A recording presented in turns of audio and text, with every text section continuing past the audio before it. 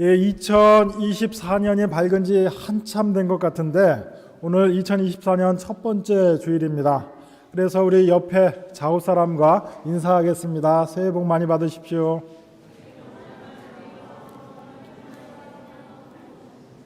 예, 감사합니다. 새해 복 많이 받으시기 바랍니다. 예, 오늘은 온 가족이 함께함이라는 제목으로 말씀을 나누어 보겠습니다. 오늘 이 본문 1절 말씀을 보면 보라, 형제가 연합하여 동거함이라고 시작합니다. 이 말씀을 자연스럽게 의역을 해보자면 이렇게 될 수 있을 것 같습니다. 여러분, 한번 보세요. 형제와 자매가 한 마음 한 뜻으로 한 자리에 있는 것 참 아름답습니다 라고 바꿔볼 수 있을 것 같습니다. 그런데 오늘 이 텍스트를 상상력이 아주 풍부한 화가에게 부탁하여 그림으로 묘사한다면 어떤 그림이 나올까요? 여러분들 머릿속에서는 어떠한 그림이 그려지십니까? 요즘은 AI가 급속도로 발전하면서 인공지능에게 텍스트를 주면서 이것 그림으로 그려달라라고 이야기하면 그림으로 바꾸어 주기도 한다고 합니다.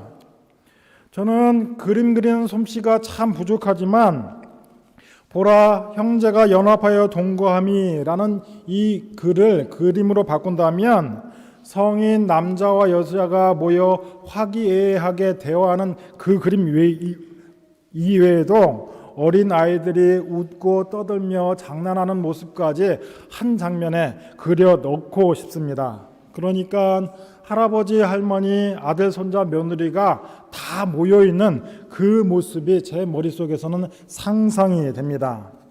그런데 거의 모든 시편에 표제어라고 하는 것이 따라 붙는데요. 그러니까 시편의 주제나 성격 그리고 어떤 맥락에서 이 시가 불려졌는지를 알려주는 겁니다. 그런데 오늘 본문이 된 시편 133편에는 어떤 표제어가 붙어 있느냐 하면 다윗의 시, 성전에 올라가는 노래라고 되어져 있습니다. 그러니까 하나님께 예배하러 올라가는 그 사람들의 모습을 노래로 묘사한 건데 오늘 우리가 새해 첫 예배로 온 가족 예배를 드리고 있는데 저는 감히 이 133편, 시편 133편이 온 가족이 모여 예배하는 온 가족 예배의 아름다움을 그리는 노래라고 말씀드려 봅니다. 오늘 우리가 함께 읽은 시편 133편 1절을 히브리어 어순 그대로 번역하자면, 직역하자면 이렇게 됩니다.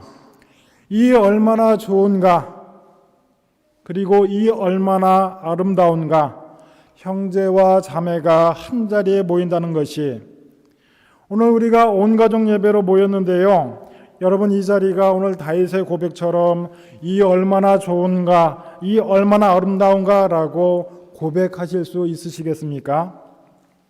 우리가 온 가족 예배를 드린다라고 할 때에 모든 사람이 꼭 감수해야 할 것이 있습니다. 우선 우리 어린 아이들은 어른 예배의 지루함을 감수해야 할 겁니다. 그리고 우리 어른들은 어린 아이들이 만들어내는 소란함을 감내해야 할 겁니다.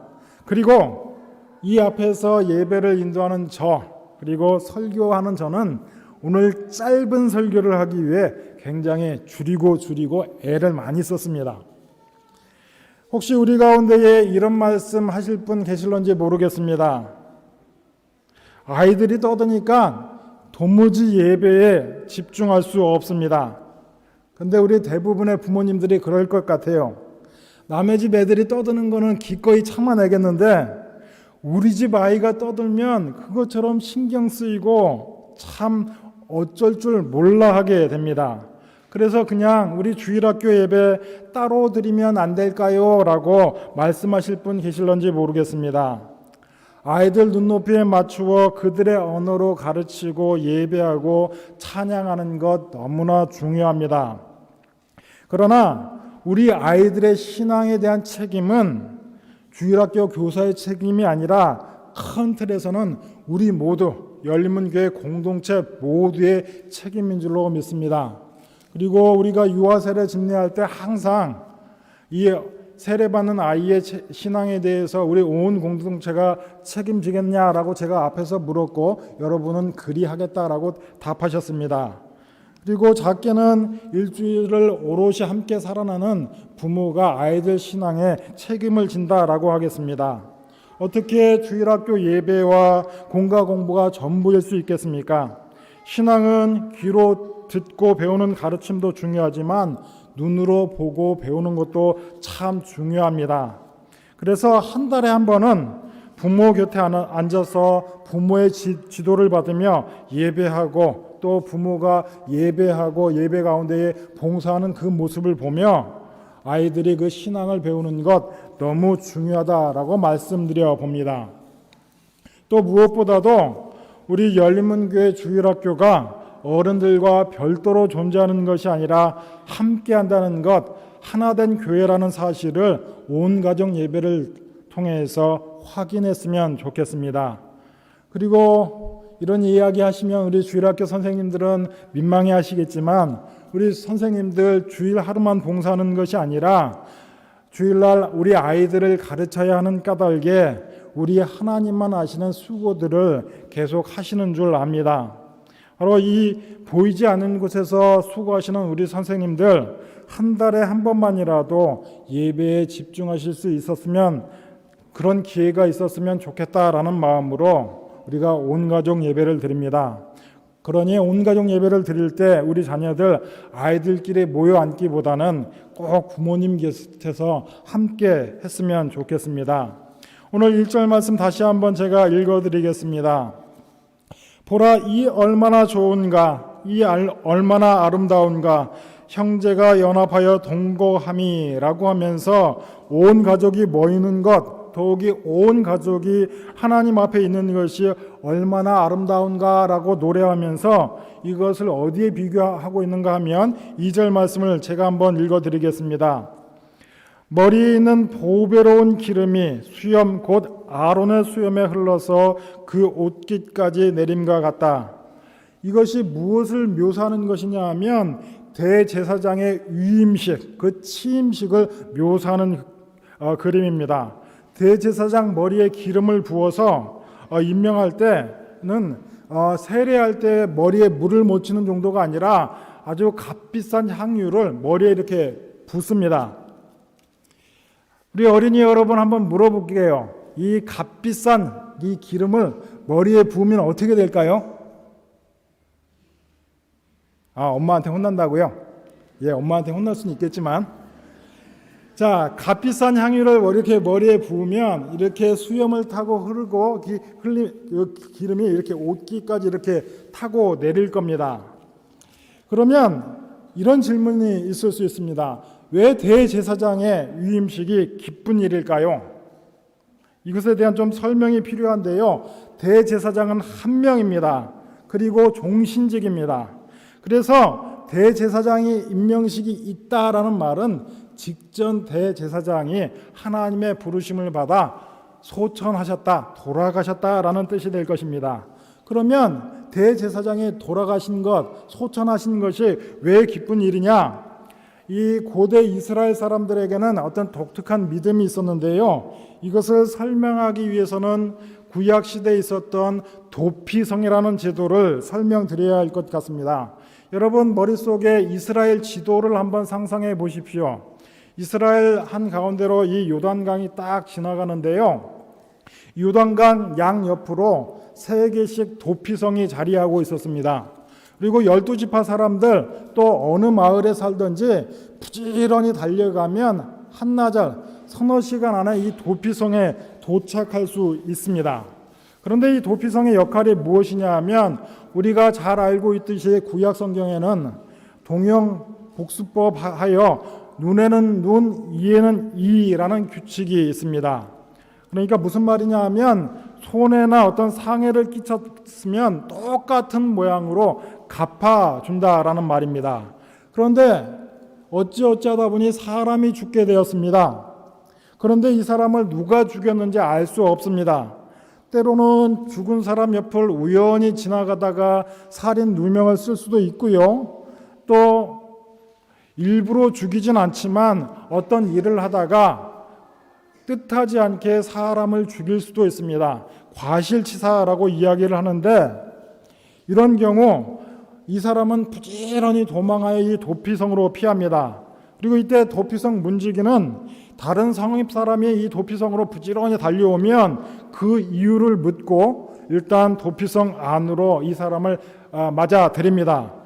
그리고 죽은 사람의 가족이나 친척이 살인에 대한 복수를 하기 위해 추격해 오면 일단은 도망한 사람을 도피성 안에 보호한 상태에서 성문 앞에서 재판을 벌입니다.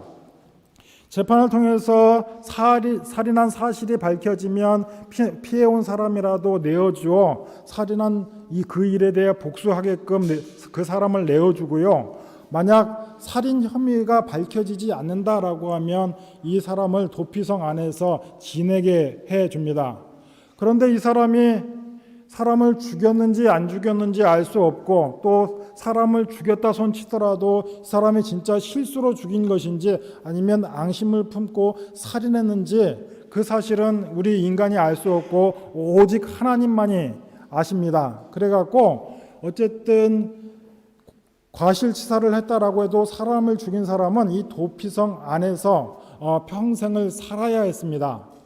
물론 감금을 당하거나 자유가 억압당하는 것은 아니지만 도피성 바깥으로 나갈 수 없는 까닭에 가족들을 만날 수 없었습니다. 그래서 꼭 좋은 일이라고는 할 수 없었습니다.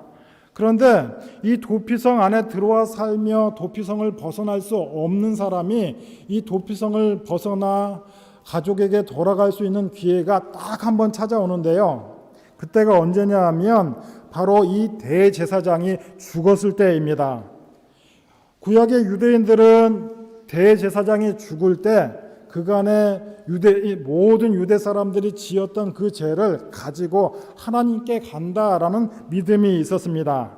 그리고 이 직전 대제사장이 모든 죄를 다 가지고 갔고, 또 새로 임명된 대제사장과 더불어 새로운 삶을 시작한다라는 믿음이 있었습니다. 그런데 여러분 한번 생각해 보십시오. 한 사람이 살아가면서 그 일생 가운데에 대제사장의 죽음을 몇 번 경험할 수 있겠습니까? 보통은 한 번, 아무리 많이 잡아봐야 2번일 겁니다. 그러니 이 제사장이 죽어 새로운 어떤 삶을 출발한다는 것 기쁜 일이 아닐 수 없습니다. 그런데 이 기쁨이 어디에 비견되느냐 하면 형제 자매 온 가족이 한 자리에 모여 예배하는 것만큼 기쁜 일이다라고 이야기합니다. 그런데 오늘을 사는 우리는 영원한 대제사장 예수님께서 십자가 위에서 우리의 죄를 속하시고 또 그 죄 사함을 받은 그 신분으로 오늘 신자로 사는 까닭에 이렇게 모여 온 가족이 기뻐하는 것 마땅한 일인 줄 믿습니다. 이어지는 3절 말씀입니다. 헐몬의 이슬이 시온산들의 내림 같도다. 거기서 여호와께서 복을 명하셨나니 곧 영생이로다. 이 헐몬산은 어떤 산이냐 하면 이스라엘 제일 북쪽에 있는 산인데 1년 내내 눈이 녹지 않는 산입니다. 겨울에 내린 눈 다 녹지 않고 1년 내내 조금씩 녹아내리면서 요단강의 그 발원지, 수원지가 되는 산이 바로 헐몬산입니다. 바로 이 헐몬산에 눈이 있기 때문에 이스라엘 백성들이 물도 마시며 그 요단강의 물을 길어 농사도 합니다. 바로 이스라엘 땅을 풍요롭게 하는 것이 바로 헐몬산, 바로 헐몬산의 이슬인데요. 바로 이것이 얼마나 풍요로움을 제공해 주느냐, 이 풍요로움을 어디에 비견할 수 있느냐, 바로 오늘 1절 말씀으로 다시 귀결이 됩니다. 이 얼마나 좋은가, 또 이 얼마나 아름다운가. 형제 자매가 한 자리에 모여 하나님을 예배하는 것, 헐몬산이 베푸는 그 풍족한 물과 같도다라고 이 시편 기자가 노래했던 것입니다. 여러분, 우리가 살아가면서 당연한 것이 아닌데 너무 당연하다라고 여기는 것 너무나 많이 있습니다. 그리고 특별히 우리가 독일에 살면서 한인 이민교회 신자로 살면서 누리고 있는 것들 여러 가지 있는데 그 어느 것 하나 당연한 것이 없습니다. 그 중에 으뜸이 무엇이냐라고 할 때 지금 우리가 온 가족 예배를 드리는데요. 우리 연령대가 참 다양합니다. 어린 아이로부터 어른까지 이렇게 다양한 연령대가 모인 교회가 독일에서도 드물 뿐만 아니라 한국에서도 요즘은 드물게 되었습니다. 젊은 사람들 교회에 있지 않고요. 또 아이를 적게 낳다 보니 아이들이 이렇게 많이 모일 수가 없습니다. 독일 교회 목사님 저 볼 때마다 참 너희 교회는 어떻게 이렇게 어린아이들이 많으냐 참 부러워합니다. 그리고 주일날 어떻게 이 성도들이 이렇게 나와서 복작복작 예배 드릴 수 있느냐 참 부럽다라고 이야기합니다. 지금 여기에 소속된 교인 수가 3,000명인데요. 보통 주일날 보면 우리 모인 인원의 반의 반도 모이지 않는 경우가 너무나 많습니다. 그런데 우리 온 가족 이렇게 모여서 예배할 수 있는 것 참 복된 일인 줄 믿습니다. 하나님께서 모세에게 십계명을 주시면서 명하신 것이 있는데요. 어떠한 모양으로든지 하나님을 대신할 내지는 하나님을 상징할 형상을 만들지 말라라고 명령하셨습니다. 그런데 하나님께서 모세에게 하나님의 임재를 상징할 언약궤를 만들라고 아주 구체적으로 지시를 하셨는데요. 이 언약궤 대단한 것 같지만 큰 틀에서 보면 상자각입니다. 상자각. 그 안에 십계명 돌판, 아론의 쌍난 지팡이, 만나 항아리가 들어 있는데요. 상자인 까닭에 이 뚜껑이 있습니다. 자, 출애굽기 25장 20절 말씀을 보면 그룹들은 그 날개를 펴서 그 날개로 속죄소를 덮으며 그 얼굴을 서로 대하여 속죄소를 향하게 하고, 여러분 성경책을 읽다 보면 이 속죄소라는 말이 나오는데 속죄소 하니까 무슨 장소 이름 같은데 결국 언약궤 뚜껑을 가리키는 말입니다. 여기 보시면 이런 모양으로 되어져 있습니다. 물론 성경을 토대로 해서 상상으로 만든 것이니까는 저 모양이 저것과 똑같다 할 수는 없겠지만 저런 모양입니다. 그런데 여러분 저 뚜껑을 한번 보십시오. 이 뚜껑 모양, 출애굽기 25장 20절 제가 방금 읽어드렸던 그 대목을 근거로 해서 만든 건데 다시 한번 사진을 보여주시죠. 자, 하나님의 임재를 상징하는 언약궤인데 저 위에 보면 천사들이 서로 마주보고 있습니다. 하나님께서는 두 인격이 서로 마주보며 사랑하고 포용하고 서로가 서로에게 얼굴을 향하고 있는 그 사이에 함께 계시겠다라고 말씀하시는 것 같습니다. 여러분 다시 한번 옆 사람을 한번 쳐다보시죠. 그리고 더없이 사랑스러운 눈길로 한번 부부로 앉아 계신 분들 좀 쳐다보세요. 왜 이렇게 부끄러워하시는지. 하나님의 말씀은 바로 서로를 바라보는 그 아름다운 그 눈길 사이에 거하시겠다라고 말씀하십니다. 보라, 형제가 연합하여 동거함이 어찌 그리 선하고 아름다운가. 이 말씀 오늘 하루 그리고 앞으로 우리 열린문교회 성도들이 그 사이에 실천될 수 있는 말씀이기를 주의 이름으로 축원합니다. 앞으로도 온 가족 예배 드릴 때 아이들이 만들어내는 그 소리 때문에 어쩌면 불편할 수도 있고, 아이들이 만들어내는 소리 때문에 나도 모르게 고개가 돌아가 이렇게 바라보게 될 수도 있을 겁니다. 그때 인상 쓰지 마시고 웃는 얼굴로 그 아이들의 모습을 바라본다면 그 눈길들 사이에 우리 하나님께서 자리하실 줄로 믿습니다. 그리고 오늘 새해 첫 주일입니다. 오늘까지도 서로 이름 모르는 성도들 있다면 찾아가 새해 복 많이 받으십시오라고 인사하고 웃는 얼굴로 눈을 한번 맞춰 보십시오. 바로 하나님께서 그 가운데에 임재하실 줄로 믿습니다. 오늘 하루도 성도의 교제가 넘치는 하루가 되시기를 주님의 이름으로 축원합니다. 기도하시겠습니다. 하나님께서 우리에게 새날을 허락하시고 오늘도 주님을 예배하며 말씀 듣게 하시니 참 감사합니다. 성도의 교제 가운데 찾아오시는 주님, 서로가 서로를 따스한 눈길로 바라볼 때에 그 사이에 임재하시는 주님, 모든 순간 모든 자리에 우리와 함께 하시는 주님을 찬양합니다. 그 주님을 항상 모시고 신자다운 삶을 살아가는 우리 모두 될 수 있도록 인도하여 주옵소서. 예수님의 이름으로 기도합니다. 아멘.